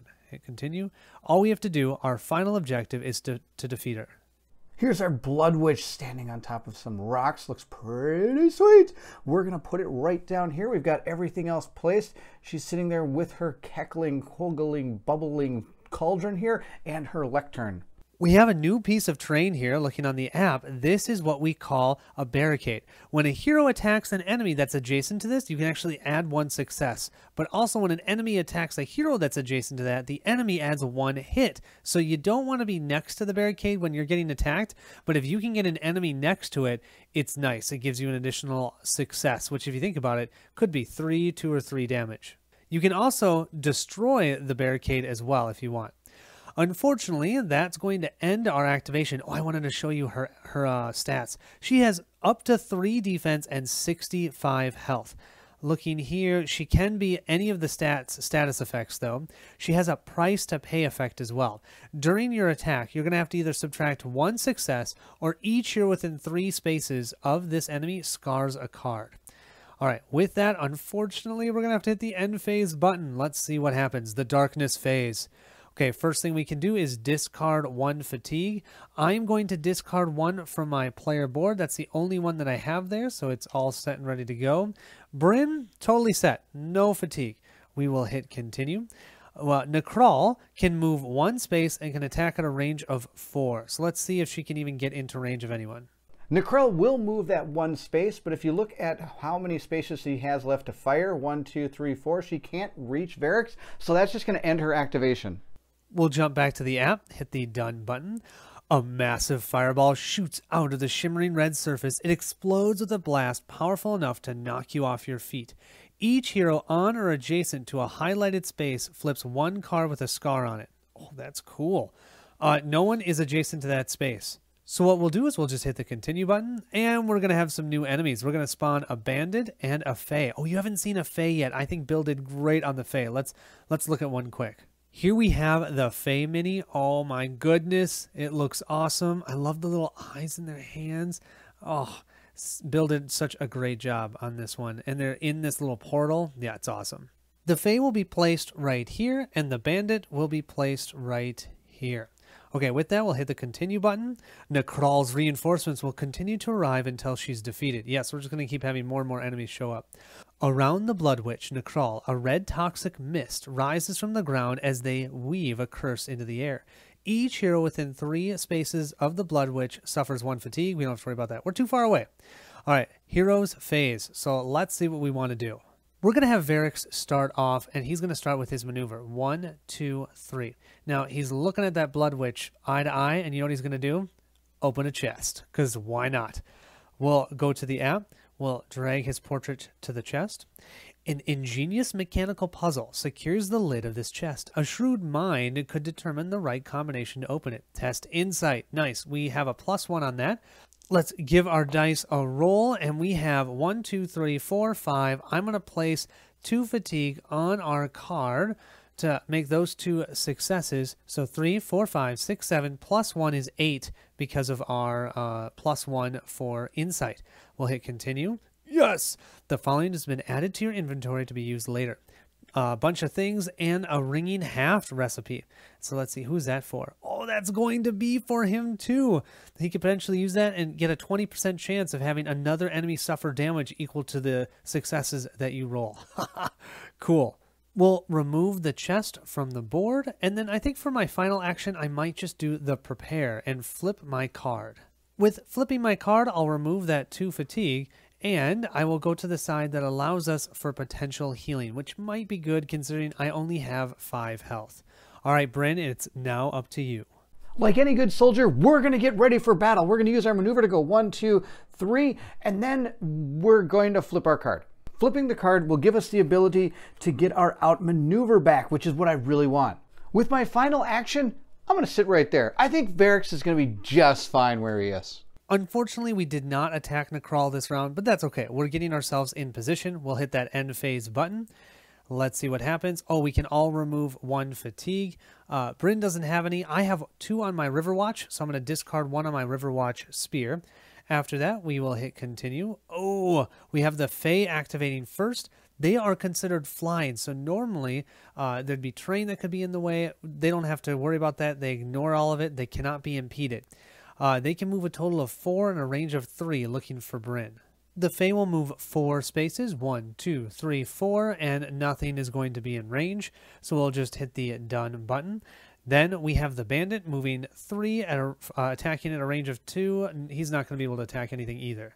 We'll move him 3, 1, 2, 3, and yeah, that's about all he's going to do. We'll hit the done button, and yeah, Necral is definitely going to be able to target Bryn. Ouch! Necral will move 1 space here, and then let's look in the app to see if she has line of sight. So I'll hit this button, go to the line of sight. We will slide this over. She is right here. And yep, so you can see here the barricade does not block line of sight. So unfortunately for Bryn was trying to hide behind Varix, who only has 5 health. It didn't work. So Bryn's going to get attacked for 5 damage. And let's see what else we have. We'll go to resume. It says, after the defense, each hero within 3 of the Necral will scar each card with 1 or more fatigue on it. Ouch. Then, though, we get to discard 1 fatigue from each card, which actually, that's nice.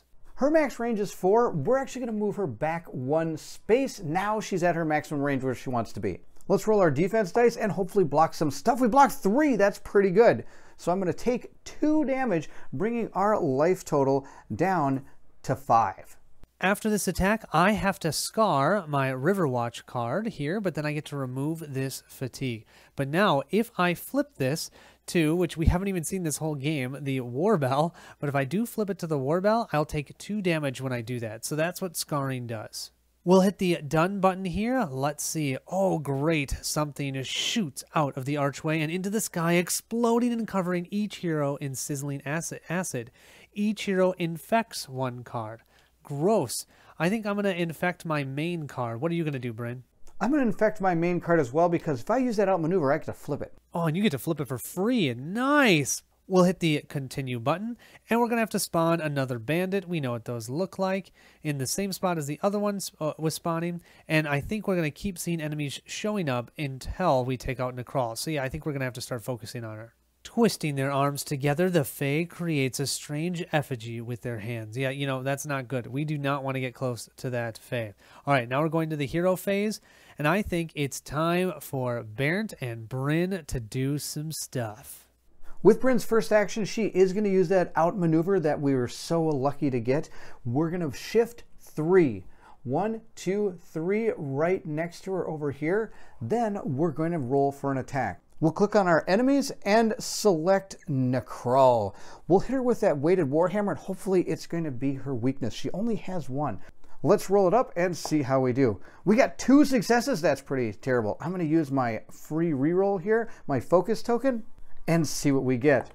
We got 2, yes! Oh, it's the same thing. Okay, we're gonna get 2 successes. I guess that's better than nothing, even though that's pretty much the worst we could get. We'll add those in and see how much it does. Oh, we got 5 damage, but sadly we did not find her weakness. We'll hit continue on the app, and then we'll move into our second action. We're gonna scar our Warhammer because we're gonna have to flip our outmaneuver card, which now puts us again into our steady defense, and we're in front of her, so that's probably what we need. For my second action, since we know that's not her weakness, we're going to go after this barricade. Maybe we can take it out. So we're going to move over to the app, drag our character's portrait onto that barricade, and see what we have to do. It says, and here I'm going to interact to dismantle the barricade. We'll smash the barricade because I've got a big giant warhammer. Smash, smash. We're going to test our might. It says you use all the strength to smash the barricade. If your weapon has the crush damage type, I get to add a success. We'll roll up our dice. We're going to get a total of 1, 2, 3, 4, 5 successes on the dice, but I get to add 2 because of my might and 1 because I'm using that warhammer, which gives us a total of 8 successes. Let's see what happens. The barricade collapses into useless debris. Perfect. We're going to remove the barricade. Oh, sadly, we didn't get any resources from it. With my maneuver, I can at least move 1 space, even though I'm impeded. We'll move over to here just to kind of get away from all the reinforcements that are running up behind us. Varix will go next. He's going to move 1, 2 right here. So he's next to that lectern, but he's also next to Necrawl, so he can attack. We'll jump to the app, go to the enemies. Let's see, Necrawl has 60 health still remaining. Let's hit her with that Riverwatch Spear. Come on, I want to see tons of successes here. Okay, we have 1 success, and we have that Surge. That Surge will give us 2 more successes and enfeeble the enemy because of our Riverwatch Spear. So we'll go here, we'll hit Enfeeble, then we will put in 3 successes. Now, because I'm putting in 3, I could only put in 2, and then I don't have to scar something. I'm going to scar something. So we'll do that, hit the confirm. Come on, is that your weakness? No, it's not her weakness. Oh, her weakness must be slash then. So we'll hit confirm here. I am then going to put a scar onto my player card as well. So now both my Riverwatch Spear and my player card have scars on them. There's 2 things here that I could interact with instead of attacking, and I'm kind of interested in that cauldron. Who knows? There might be something good in it. So let's grab and in the app, look over here. Oh, if you can determine what the thin liquid at the bottom of the cauldron was once intended to be, you could add the appropriate materials to restore it. So we can test our insight. My insight gets a +1.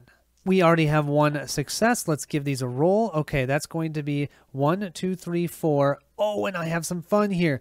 I get to finally use my Surge. Our Surge, we can add 1 success, and then any hero may discard 1 condition. I'm going to let Bryn remove that scar that she has on her Warhammer so that she can flip to the Warden's Blade and hopefully do some slashing. So with this die roll, I'll have a total of 5 successes plus the 1 from my player board, so that gives me 6. So let's see. Oh, the substance in the cauldron has not yet been brought back to usability.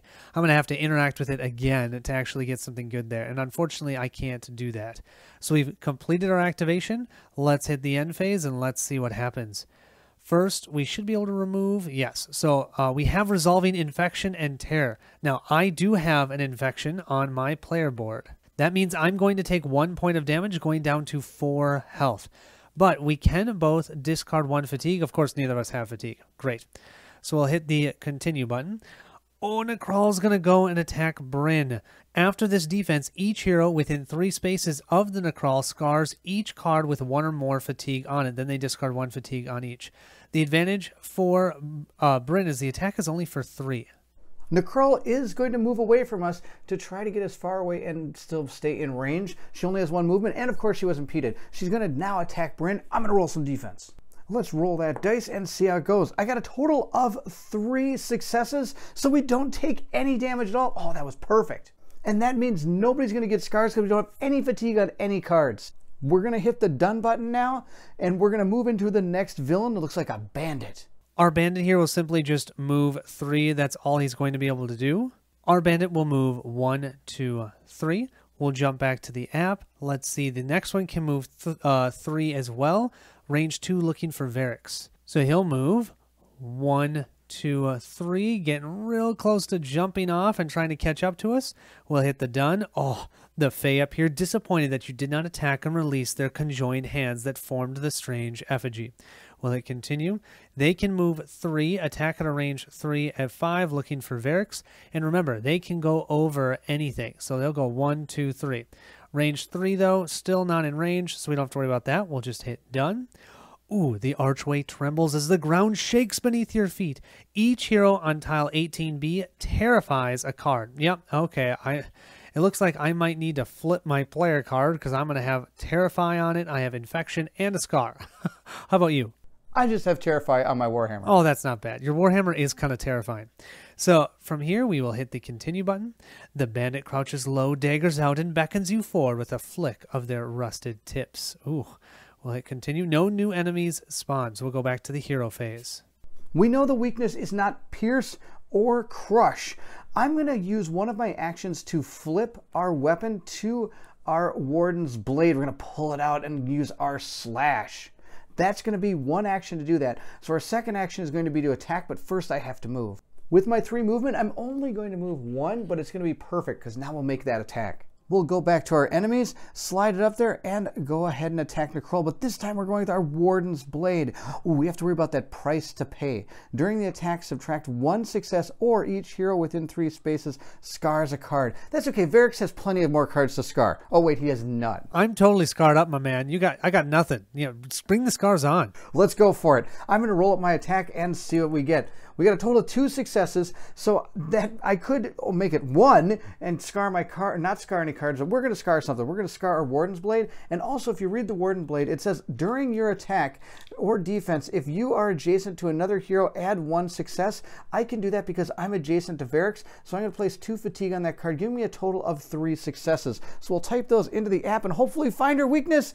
We did! We found it! We did 11 damage to her. Bryn made a pretty awesome attack there. I think the next turn, she's going to be able to handle her no problem. What I'm going to do, going back to the app, I'm going to check out that cauldron. I want to be able to do this. I need to test my insight. I've got a +1. We'll see what we get. Okay, I've got 1, 2. We can have someone discard a condition. I think what I'm going to do is I'm going to discard my infection so that I can get rid of taking a damage each round because that's kind of brutal. So I'm going to get rid of that. It's also considered a success. So I've got 1, 2, 3, 4, +1 is 5. I think that's going to be enough. I'm not going to use the advantages and turn them into successes. We're just going to go with 5 successes. Hit continue. Yes! We have here, a pinch of ash is the last step in revitalizing the potion. Now richly colored liquid bubbles sluggishly in the bottom of the cauldron. There is but a bottle's worth. Gain the following cards, a Mage Dust. Let's see what that is. Well, Mage Dust is kind of cool. It says, during your turn, prepare 1 card and discard all fatigue from 1 card. That's cool, but I was hoping to have something that would deal more damage. Just so you know what prepare is, you get to flip that card that's prepared for free. You put a prepare token on it, and you can, during your turn, flip a card for free, which is kind of nice. Now, it may not be the best time to use this Mage Dust, but I don't think we have much left in the game, so I am going to use it. I am going to prepare this card right here, so we'll plop this prepare token, and I could remove fatigue from that or my Riverwatch Spear, but I'm not going to do that. Instead, I'm then going to, for a free action, use that prepare. Unfortunately, I'm going to remove that scar, putting me down to 2 health. You guys, I have 2 health. That's okay. We can deal with it. We will flip ourselves over, and we still have one more action and a maneuver left. And you know one of the actions we're going to do, and that's attack Necrawl. Let's jump back to that app. We will drag our portrait over to Necrawl. We're using that Riverwatch spear. I'm going to likely scar something. I'll deal with it. Let's grab our orange die. I want to see lots of damage. Oh, that was not nearly as good as what I was hoping, but we still have 1 success. I will then use that surge to be able to add 2 more successes and enfeeble an enemy. And then I think I'm going to use my survivor ability here and add 2 fatigue here to add another surge so I can add another success and discard a condition. I'm going to discard the scar on Bryn's Warden's Blade. We had a total of 4 successes on that attack then, and we enfeebled her, so that means her attack will be not as strong. Remember, last time she only attacked for 3, so hey, I can at least help out that way. Let's hit confirm. She only took 9 damage because she had her total 3 defense, so she basically canceled out 1 success. Oh, she still has 33 health. Okay, from here, I have 1 maneuver left. Don't forget, I did have to scar something to do that. I am going to scar my player sheet. And then I still have that maneuver. I'm going to maneuver 1, 2, and let's do 3. Let's come right into here. Yes. From here, we can jump to the end phase. We still haven't taken her out. Ugh. Okay, we have to resolve infection and tear. I don't think either of us have that. Nope, and we can each remove 1 fatigue. I'm removing 1 from my main board, and Bryn removed 1 from her Warden's Blade. Then we'll hit continue, and we have, oh, this one's attacking Varix. This might not be good. She's going to try and move 1 space away and then attack at a range of 4. So she'll move 1 space right to here, and she will attack Varix for 3 damage. If I take 2 damage or more, I become wounded. Well, unfortunately, with my last 2 attacks, I've used my orange die instead of the blue die. I'm sorry about that. Defense is an orange die. We're going to roll it. Oh, that's going to be kind of nice. We will use 1 of those as a success. We will then use 1 fatigue on the Riverwatch spear to give us our 2nd success. And then that surge we'll use for our regular ability for 3 successes to block all damage. And we can remove 1 of conditions that we have, and we're going to remove this scar. However, it's not going to matter because after the defense, each hero within 3 spaces of the Blood Witch scars each card with 1 or more fatigue on it. Well, that's going to be my player sheet gets scarred, as well as the Warden's Blade for Bryn. But then we each get to discard 1 fatigue from those. So the Warden Blade has no fatigue, and my player board now has no fatigue. We'll hit done. We'll now look at the Orange Bandit, and he's going to be able to move 3. Oh, he's getting close. He'll jump down 1, 2, 3, range 2 attack, not far enough. We will hit done. Next is the Fae. The Fae can move 4 at a range of 3, looking for Bryn. Uh-oh. Let's see. He'll jump down 1, 2, 3, 4, range of 3, 1, 2, 3. Oh, just not far enough. Okay, we'll hit done. And the final one, this one is the, what is this color? Teal Bandit is going to simply move 3, 1, 2, 3. He's attacking melee. Can't do anything. That's all we've got there. We'll hit done.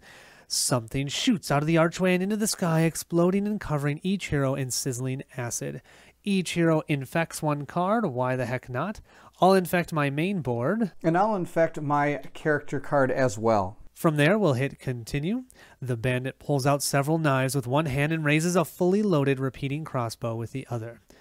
Okay, a hero phase. We need to do 33 damage to Necrawl. I'm not sure, but let's see if we can do it. I have faith in our group to be able to take her down this turn. Bryn's going to start by using her maneuver. She's going to maneuver right on in.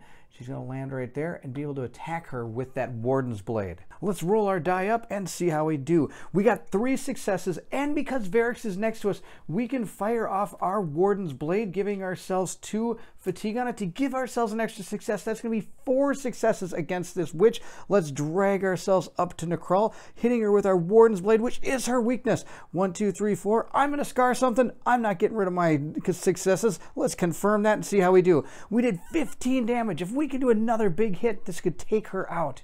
I'm going to place our Scar card on our main hero board. At this point, we're going to use our Vigor Potion. And not to heal, I'm actually going to remove the 2 fatigue on this card, so we have the ability to use it again in our second attack that we're going to do against the Witch. Let's roll our die up and go for a big hit. Oh, we only got 2 successes, but I do get to put these again on here to gain another success, so that's 3.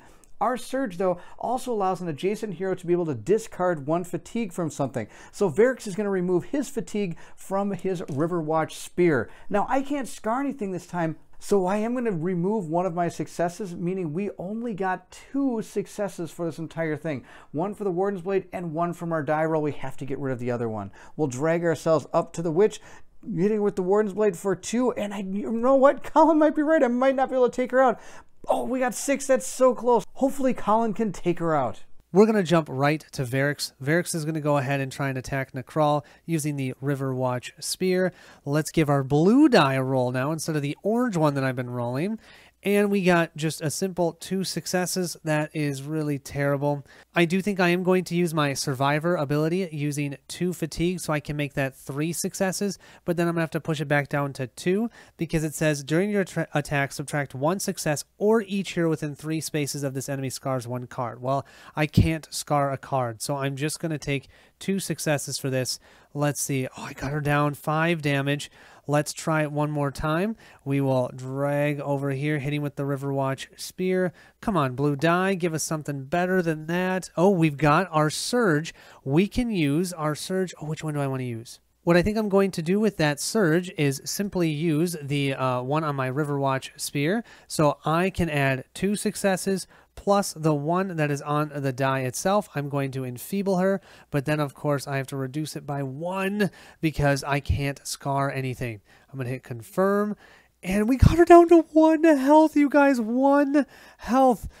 Oh, that's just mean. Okay, I think with that, we're just going to have to go to the end phase. That means we're going to get soaked with so much damage. Let's see. We'll go to the darkness step, and we can remove 1 fatigue. Yay! I'll remove 1 from my player board. I'll remove 1 from my Warden's Blade. I do unfortunately have infection, so I have to go down to 1 health. And I have infection as well, so I'm ticking down to 4. I'm doing better than Varix, but not by much. Yeah, this is going to be brutal. I'm going to hit the continue button. Yeah, let's start with that orange bandit. He is, oh, let's see what it says. The bandit sprints forward, then backflips into the air, launching knives and bolts in all directions. Move to within 3 spaces of as many heroes as possible. Then this attack targets all heroes within that range. Wow, that's so cool. I love this game. The bandit here will fly off the board. He does his cool, awesome flips within 3 spaces. 1, 2, 3. That's close enough. Yeah, somewhere around here. Actually, 1, 2, 3. 1, 2, 3. Yep. And he is going to attack each of us for 4. So let's start with Bryn. Bryn's going to roll up her defense die. She got 2, so she is going to take 2 damage, bringing her down to 2, so we're getting mighty close to death. Well, let's see how we do with Varix. If I even take 1 damage, I'm done. We'll roll this. Oh, I got 2 advantages. So I'm not even going to use that. I'm going to simply take all 4 damage, which means I'm going to get a wound. So we'll go back to the app. We're going to hit this interrupt button. We're going to hit us here, and we're going to say wound a hero. And it says wound Varix? Yes, for sure. Varix gains the hesitant injury. Right now, the hesitant injury is only a minor injury. If we lose all of our health a second time, we'll flip it to our major. And then if we take all damage again of equal to our health, we lose the game. So right now, we now have an ability that says after you flip a card, suffer 1 fatigue. We'll hit the continue button now. We'll go to resuming our activation. This guy's done, but that was only 1 enemy. We will now do, Nekral. Okay, Nekral is also going to attack Varix. Oh, I should say, Varix heals up to full health. I have 8 health. I feel so strong. Unfortunately, though, all of my statuses stay around. So I'm wounded. I do have 8 health. She's only attacking us for 3. Let's jump back over to where the dice are rolled, and let's give our orange die a roll. Okay, we have 1 success, and I have a surge, so that's 2 successes. That means I only take 1 damage, going down to 7. But before you do, I'm going to use my steady defense to save you. If I'm adjacent to you, I can put 2 fatigue onto my hero card, my steady defense, and give you an extra success. Oh my gosh, that's amazing. That means I take no damage. I'll go back up to 8. Bryn is awesome. Thank you, Bryn. After this defense, each hero within 3 spaces has to scar a card. Well, I'm fully scarred, aren't you? I'm fully scarred. Yeah, so we're not doing anything there. We'll just hit the done button. Then, oh boy, the Fae is coming. It's going to move 4. It's trying to go within range 3 of me. The Fae can move 4, but needs to be within range 3, so I think he's just going to move right here. And then from there, 1, 2, 3, attacks me for only 3 damage. We'll give that orange die a roll, and I have 1 success and a surge. That surge means I can discard this infection, which is nice. That means I only take 1 point of damage. I'm down to 7. However, after this defense, the target either discards 1 focus token, I don't have any, or I suffer 2 fatigue, so I'll drop 2 fatigue onto my Riverwatch spear. It is now fully fatigued out. We have 1 more enemy. That is going to be another one attacking Varix, and this is the teal-colored bandit. This bandit jumps down 1, 2, 3, range 2, can't get to me, thank goodness. Going back to the app, we'll hit the done button. Each hero on tile 18B terrifies a card, why not? I'm going to do my main board, and I think that's what Bryn's doing. Yep, Bryn's doing the same thing. We'll hit continue. Twisting their arms together, the Fae creates a strange effigy with their hands. From here, we'll move back to the hero phase, and Bryn, take her down, please. There's a lot of enemies bearing down on us, but I think it's time to take out the Blood Witch. Necral is going to go down with a swing of my blade. We'll move back to the app and first take a look at Varix. He's kind of bloodied up there. Let's save him. I'm going to take her out. We're going to use our Warden's Blade, roll up our die, and see how it goes. We got 1 success, and a surge. So I'm able to use that surge to gain a success, and I can take a fatigue off of an adjacent hero. So Varix can remove 1 from his player board. But the more important thing is I got 2 successes. Of course, I can't scar anything, so I'm only going to gain 1 success, but it's only got 1 armor. Hopefully that's enough. We were able to take her out. We did 1 damage, which is just enough to continue. Once we hit that continue, you can see here. As you toss your final blow at her, she staggers backwards, exhausted. You haven't seen the last of me, Necral snarls. She drags her dagger across the palm and with a twisted smile vanishes before your eyes. From the archway, there's a rumble as the shimmering red surface crashes to the ground, sending a wave of blood over you. Ugh, the heroes win. Really? We win that way? We'll hit continue, and now we'll do some more of the story. Shouts of alarm becomes cries of happiness throughout the forest as members of the caravan find their missing friends and family. Everyone alive? Unhurt? We'll live. What was that? Uthuk magic. Looks like a weak sort of portal. She was talking to a demon, but it couldn't have come through from the Yurtfernel to here. It was weak. Does that mean she was a weak sorcerer? Is she defeated? No. Things are only going to get worse from here. That woman was a blood sister, the highest rank of Uthuk Witch. She will try again. Bigger! This was only her opening move. It was a weak portal, but I think she did exactly what she set out to do. If she wants to open a full portal to let that demon into the real world, I think we have to assume that she can. She can. You're not just going to let it happen, though, are you? No, we're not. Come back to Frostgate with me. My mother's house, my house, has plenty of room. We'll figure out our next steps. Wonderful. I'm sure we'll become fast friends. We'll see. And from there, we can see our quest was a total of 4 hours. Now, that's with recording, so yeah, I will tell you, normally, it will not take you that long when you play it. 4 hours, you can see all the different things that we obtained. We'll hit continue. After completing each quest, the heroes will automatically travel back to the city of Frostgate.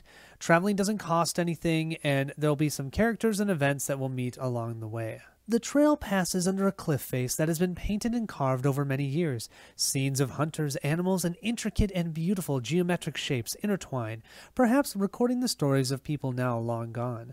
Most of the markings look to be traditional clanfolk designs, but in a few places it seems that passing orcs or Dunwar dwarves have offered their own additions. And with that, I think Bairnt and I are going to stop our playthrough. We will start up with Chapter 2 on our next one. It's been wonderful. Thank you so much for watching, and I'll catch you at the next stop.